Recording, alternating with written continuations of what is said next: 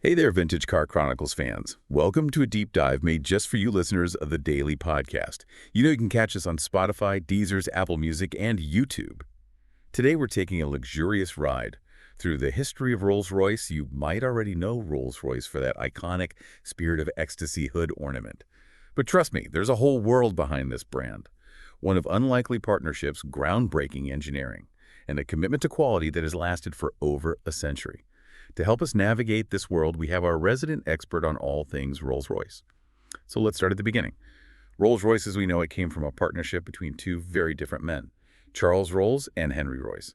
What made this pair so unlikely and yet so successful? Well, it really is a classic tale of opposites attract. You see, Rolls was born into wealth, a bit of a daredevil, an early adopter of all things cars. Royce, on the other hand, was a self-made engineer, obsessed with precision and detail. So you could say Rolls was the visionary, the marketer, and Royce the meticulous craftsman, the engineer who brought those visions to life. They say opposites attract, and it certainly seems to have worked here. But it wasn't just their personalities that clicked. They had a shared ambition to create something truly exceptional. And that's exactly what they set out to do in 1904 when they agreed to only build cars with the Rolls-Royce name. And those cars would be sold exclusively by Rolls. Was this focus on exclusivity right from the start a key factor in shaping the brand's image? Absolutely. It was a stroke of genius, really. By limiting production and carefully controlling distribution, they cultivated an aura of exclusivity and prestige. That really set them apart from everyone else. Think about it in a world where everyone wants to be unique. To stand out, Rolls-Royce offered that sense of belonging to an exclusive club. It's like they created a brand that whispered, "If you have to ask, you can't afford it." Long before that phrase became a cliche, right? Exactly. And this carefully crafted image was solidified with the arrival of a car that would become a legend, the Silver Ghost. Now, this is a car that truly lives up to its name, synonymous with elegance, performance, and that almost mythical Rolls-Royce silence. But what was it about the Silver Ghost that made it such a defining moment for the brand?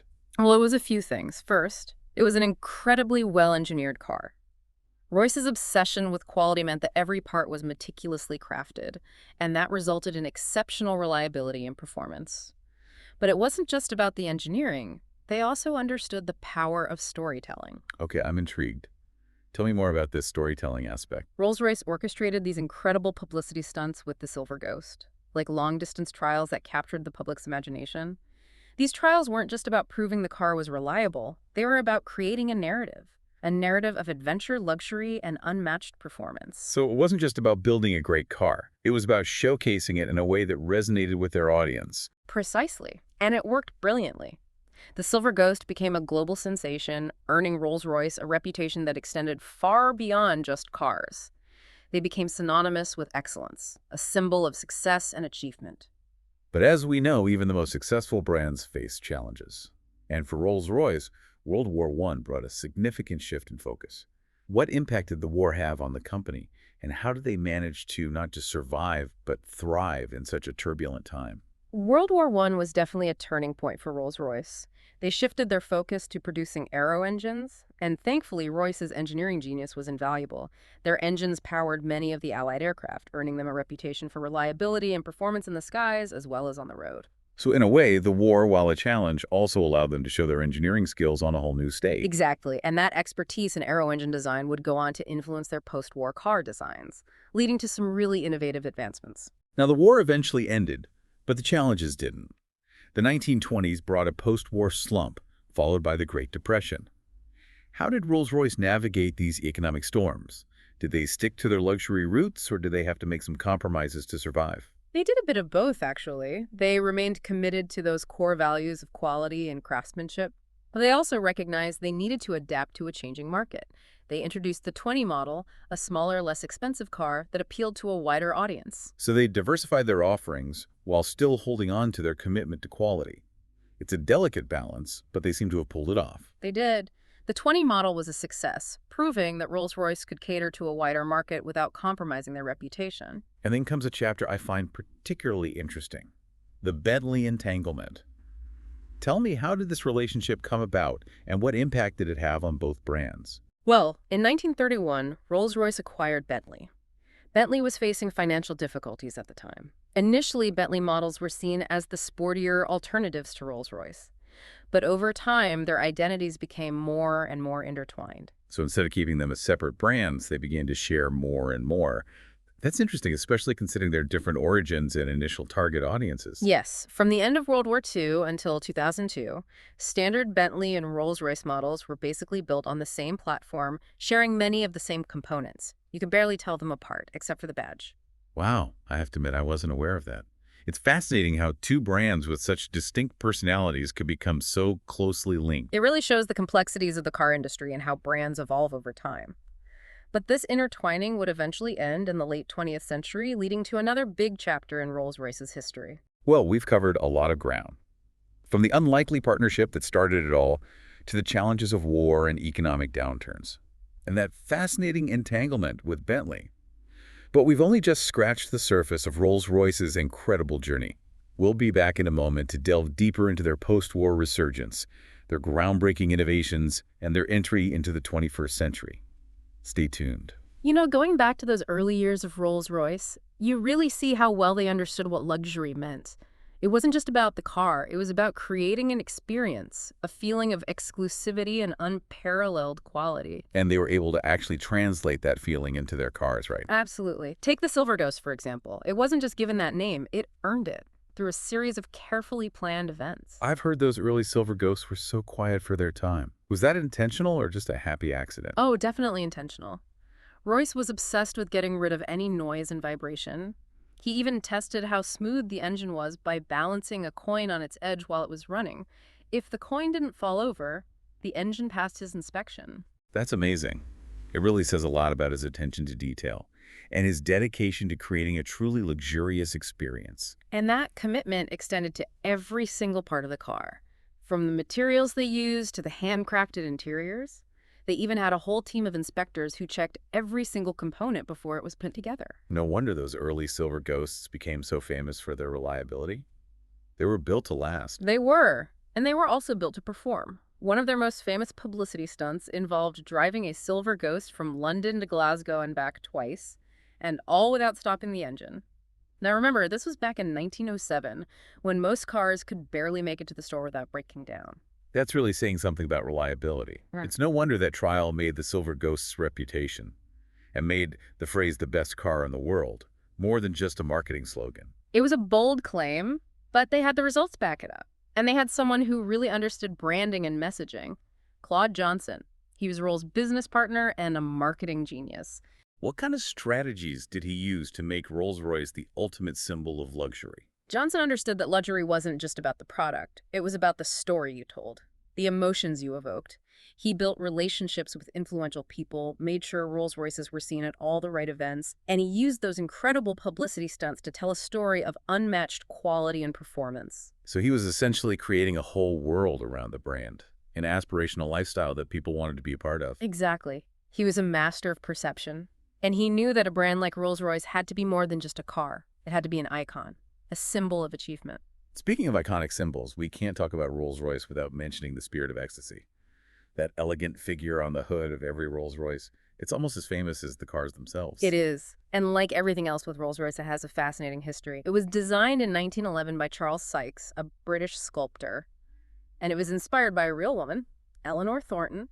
She was the secretary and, well, let's just say close companion of John Walter Edward Douglas Scott Montague, a real pioneer of motoring. Now, that's a story I haven't heard before.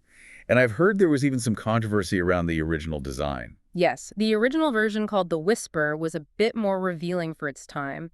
Eleanor was depicted in a flowing robe that well showed a bit more than was considered proper back then. So they had to make it a little more modest. They did. The version we see today with the robe flowing back like wings is a bit more toned down. Yep. But it still has that grace and elegance that's made it so iconic. It shows you the power of design. How something so small can become such a key part of a brand. Absolutely. And it reminds us that every part of a Rolls-Royce, from the engine to the tiniest detail, has been carefully thought out and crafted with an unmatched level of artistry and precision. And this attention to detail and commitment to excellence has helped them through some really tough times.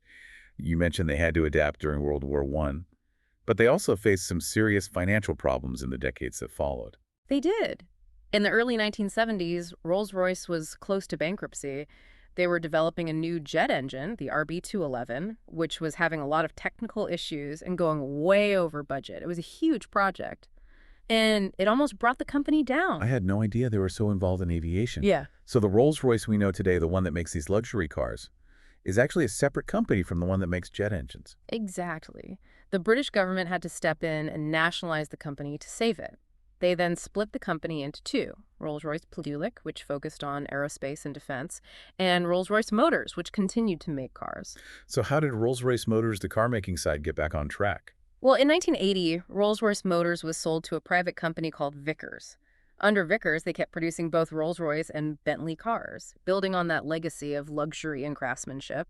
But then another dramatic chapter was about to begin in the late 1990s. Ah, yes, the battle for the Rolls-Royce brand. I've heard bits and pieces about this, but I'm really curious to hear the whole story. What happened? Well, Vickers decided to sell Rolls-Royce Motors, and it quickly turned into a bidding war between two giants, BMW and Volkswagen.